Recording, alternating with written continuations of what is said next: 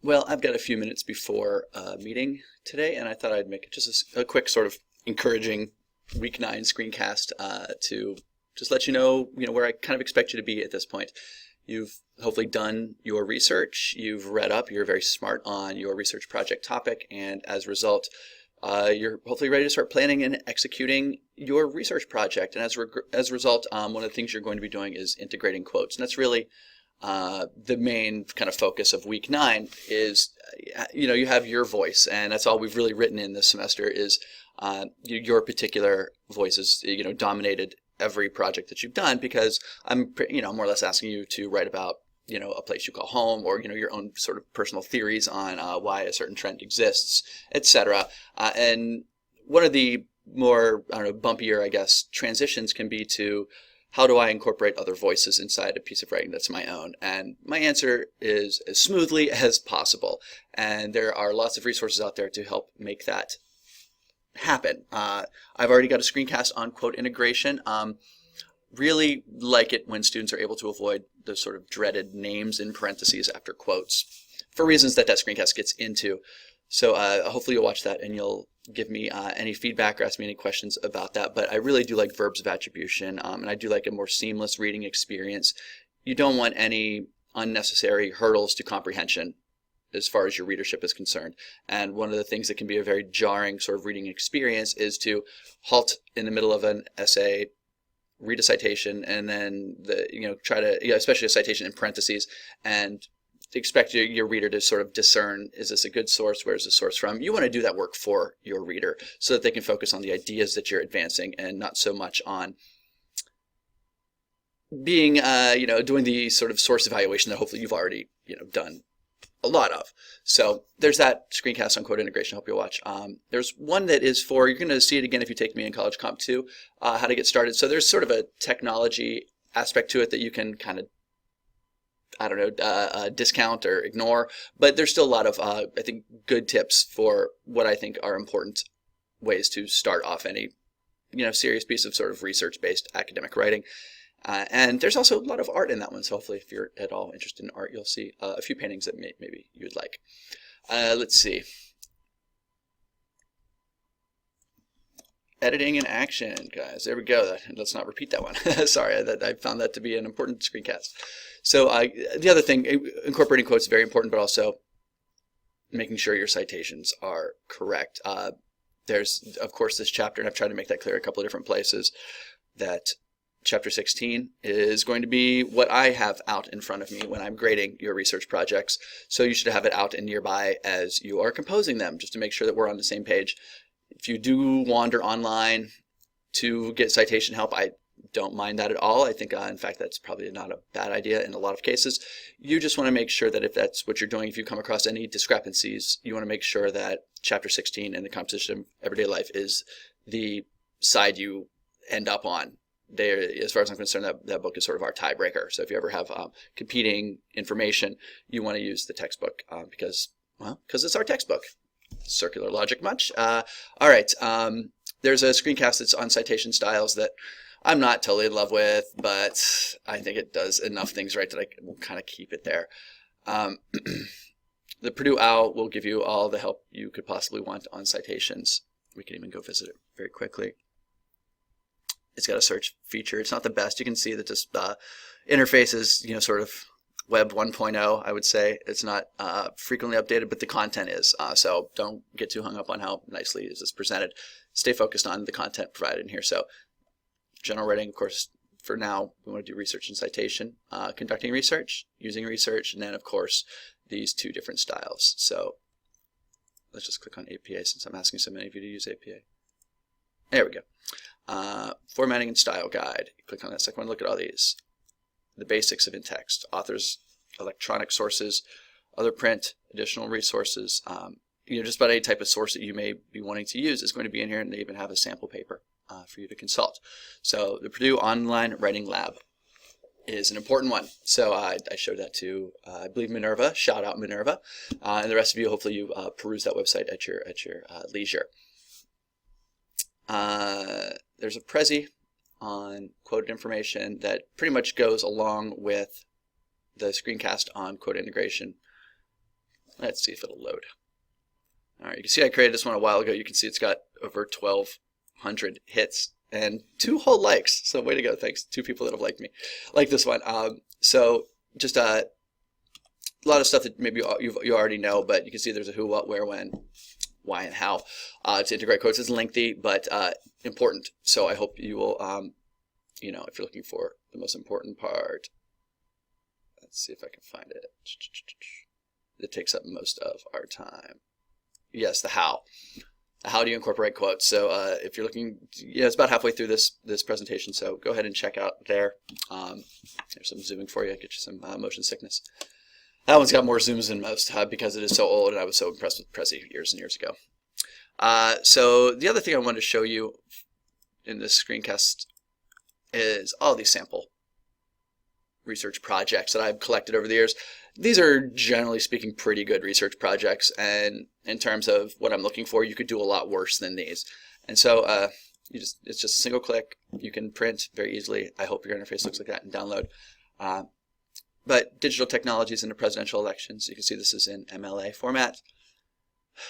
Look, you can see in the study of political campaigns, authors Henry Brady, Richard Johnson, and John Sides state several necessary factors for a campaign to be considered underway, : That's an example of a smooth reading experience. So you can see this one's got some length to it. So, oh boy, how long? I can't remember now.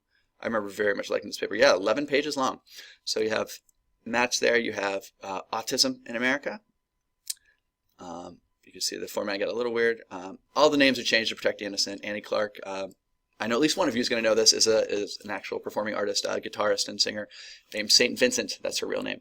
So I'm hoping that I'll be able to add some of your research projects to this sort of, I don't know, we'll quite call it a Hall of Fame, although these essays all did earn pretty good grades.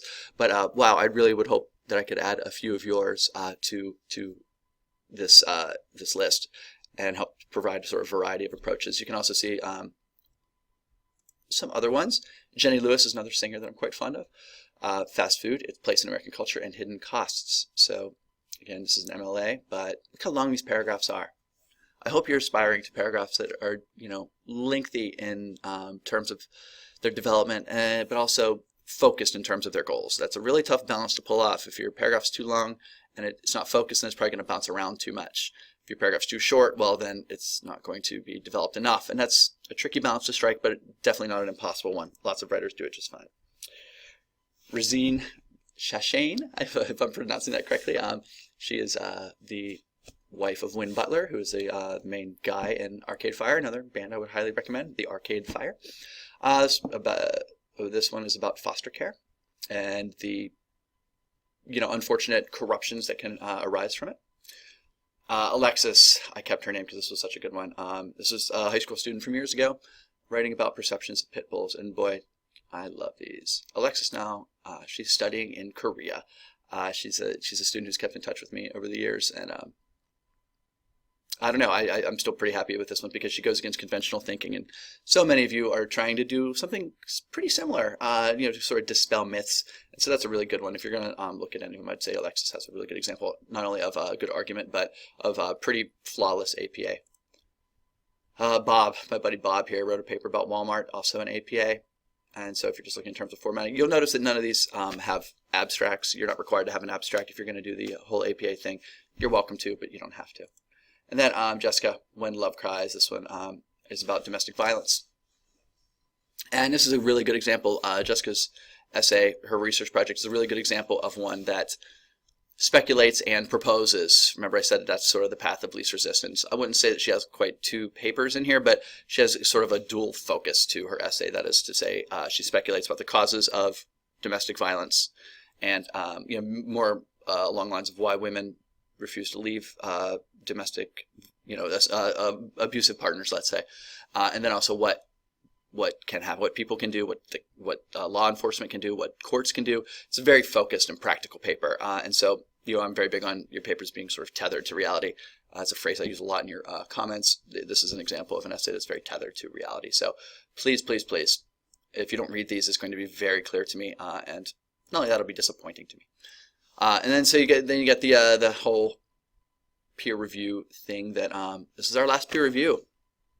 Well, do I hear sobs? Are those tiers? Yeah, I know, me too.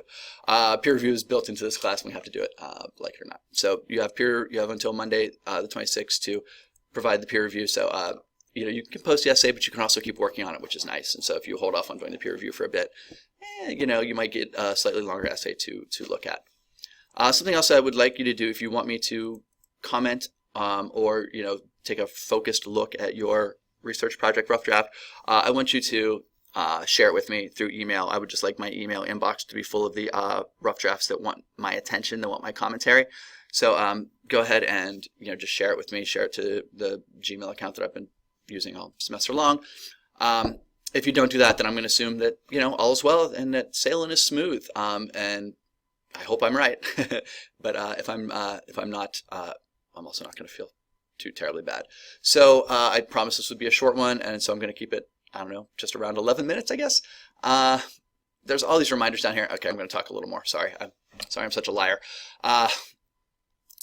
Remember these the reminders at the bottom of this. I've been putting this on a few agendas now, and I hope you'll remember them. That you want to have an intro section that's good and it's urgent. You want to have these, your claim paragraphs are really where your argument is made or broken. So you want to transition a topic sentence, explain your claim. You want to provide support for your claim, and that's going to be primary research, secondary research. Then I want you to analyze your claim. Explain exactly what that stat does, or what that piece of interview data or that survey, those survey results, like what does that support mechanism, how exactly does it inform your argument, and how does it make your argument more compelling and more viable, I guess. So really this part here, analyze your claim, that's the most important part. I'm going to bold that. And then you wrap it up and you move on. This is the most important part though. You should try to avoid starting or ending paragraphs with quotes, because I feel like that cuts into that idea of idea ownership. Whose paper is this really? And when you start off your own paragraphs with someone else's voice, that creates a slightly dissonant reading experience, and you don't want that. So, you should know this by now, but you stay away from these words as much as you're able. And what else haven't I said? Oh, primary research. I'm not teaching it too much. I really feel like that's what Comp 2 is for. But finding sources, there's 2 really good sections on conducting interviews and creating and distributing surveys or questionnaires. And those are in Chapter 14. You should have read those 2 weeks ago. You should have read this chapter 2 weeks ago. But if you haven't, just sort of redirect you to that now. What else? Anything else? I'm always available through email. So many of you are so wonderful at contacting me. I hope that continues to be the case. Best of luck. This is a really important week. You have this week, and then you have next week before your research project is due. So the more time you spend on your project now, the less you have to worry about it later. And stressed writers aren't typically good writers. So if we can reduce your stress, we will increase the quality of your prose, and that's certainly what I'm looking for. So very nice to meet you all in over these last 2 weeks, and I look forward to getting your emails. Take care. Thank you.